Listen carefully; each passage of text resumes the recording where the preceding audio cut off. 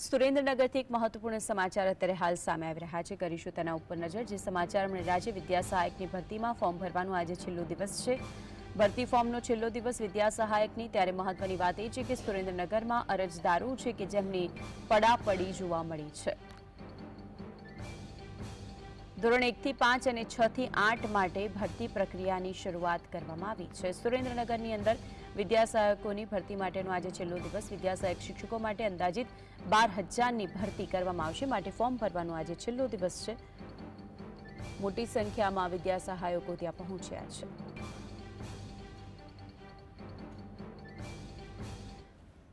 તો આજે અંગે વધુ માહિતી માટે સુરેન્દ્રનગરથી સંવાદદાતા ફઝલ જોડાઈ ગયા છે। ફઝલ, વિદ્યા સહાયકનું ફોર્મ ભરવાનો આજે અંતિમ દિવસ છે, વિગતો શું તેને લઈને? ખાસ કરીને તાજેતરમાં સરકાર દ્વારા વિદ્યા સહાયક શિક્ષકોની ભરતી માટે 12,000ની જગ્યા બહાર પાડવામાં આવી છે। તેનો ફોર્મ ભરવાની પ્રક્રિયા છેલ્લા અનેક દિવસોથી ચાલી રહી છે। ત્યારે આજે આ ફોર્મ ભરવાનો છેલ્લો દિવસ છે। સુરેન્દ્રનગર જિલ્લામાં એકમાત્ર ફોર્મ ભરવા માટેનું કેન્દ્ર આપવામાં આવ્યું છે। ત્યાં આ જે અરજદારો છે તેમની પડાપડી છે તે જોવા મળી રહી છે। અત્યાર સુધીમાં 2,000 જેટલા વિદ્યા સહાયકો માટે નોકરી લેવા માટેના ફોર્મ ભરાયા છે। તે એક બેરોજગારીનું પ્રમાણ દેખાડી રહ્યા છે। હાલમાં વિદ્યા સહાયકના ફોર્મ ભરવા આવેલા અરજદાર આપણી સાથે છે, તેમની સાથે વાત કરી છે। 3 વર્ષ પછી આ ભરતી છે, કેવી આશા રાખી રહ્યા છો ભરતી મામલે? સારી આશા રાખી રહ્યા છીએ અને 6 થી 8 અને 1 થી 5ની જે ભરતી પ્રક્રિયા છે એ બહુ સ્પીડમાં ચાલતી રહી છે। ફોર્મ ભરવાના ટાઈમ 10 જ દિવસનો આપેલો છે, જ્યારે 9, 10 અને 11, 12ની ભરતી પ્રક્રિયામાં ફોર્મ ભરવાના દિવસો પણ લંબાવવામાં આવે છે। એટલે અમારા વિદ્યાર્થી મિત્રોમાં એવી વાત ચાલી રહી છે કે કદાચ આ સરકાર ક્રમિક ભરતી નહીં કરે, પેલા 1 થી 5 અને 6 થી 8ની કરશે। તો આ મીડિયાના માધ્યમ દ્વારા અમે એવું જણાવવા માંગીએ છીએ કે મને સાંભળે ત્યાં સુધી 2011થી અત્યાર સુધીની આ મોટી ક્રમિક ભરતી થવા જઈ રહી છે। સરકારનું જે સારું પગલું છે, તો અમારું એવું માનવું છે કે સરકાર આ ભરતી પ્રક્રિયા ક્રમિક કરે અને જેના કારણે ઓછા મેરિટ વાળા અને જે ઘણા બધા વર્ષોથી ટીચર બનવાની આશા રાખી રહ્યા છે એવા મિત્રોનો પણ વારો આવી જાય। ખાસ કરીને જે એજ્યુકેશન હોય છે, 1 થી 5માં શું એજ્યુકેશન હોય છે ફોર્મ ભરવા માટે, અને 6 થી 8માં શું એજ્યુકેશનની આ વિદ્યા સહાયક માટે જરૂર હોય છે?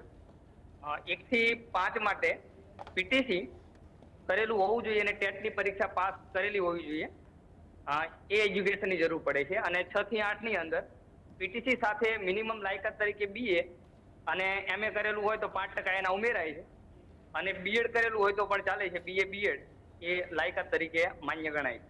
ખાસ કરીને સુરેન્દ્રનગર જિલ્લામાં એકમાત્ર કેન્દ્ર આપેલું હોવાના કારણે ફોર્મ ભરવા માટે અન્ય તાલુકાઓમાંથી પણ વહેલી સવારથી લોકો અહીંયા આવતા હોય છે। વાલી છે આપણી સાથે, તેમની સાથે વાત કરશું। માત્ર એક કેન્દ્ર છે, લાંબી લાઈનો છે, 2,000 જેટલા ફોર્મ ભરાણા છે, બેરોજગારીનું પ્રમાણ દેખાડી રહ્યું છે, શું કહેશો?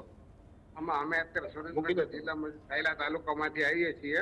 બરાબર, અમે સવારના 8 વાગ્યાના અહીંયા આવી ગયા છીએ। આ લોકો અત્યારે અમારી ભરતીની પ્રક્રિયા ચાલુ કરે છે, ડોક્યુમેન્ટ રજૂ કરવાના છે। જે ડોક્યુમેન્ટ અમે લઈને અહીંયા ઉભા છીએ, પણ માત્ર એક જ ઓપ્શન આપવામાં આવ્યું સુરેન્દ્રનગર જિલ્લામાં ડીઆરસી ભવનમાં। એટલે હું મારી પુત્રીને લઈને ડોક્યુમેન્ટ વેરીફાઈ કરાવવા આવ્યો છું। કેટલા કિલોમીટરથી આવ્યા છો? અમે 35 કિલોમીટરથી આવ્યા સાયલા ગામથી। 2,000 ફોર્મ ભરાણા છે કાકા, બેરોજગારીનું પ્રમાણ દેખાડે દેખાડે છે। શું માંગ સરકાર પાસે? સરકાર પાસે આ લોકો ભરતી કરે ને કાયમી લોકોને ભરતી કરી અને એમને નોકરી આપે એવી અમે અપેક્ષા રાખીએ છીએ। છેલ્લા 3 વર્ષથી જે વિદ્યા સહાયક હોય છે તેની સરકાર દ્વારા ભરતી નથી કરવામાં આવી, ત્યારે હવે 12,000 જેટલી જગ્યાઓ માટે ભરતી પ્રક્રિયા છે, તેના ફોર્મ ભરવાનો આજે અંતિમ દિવસ છે।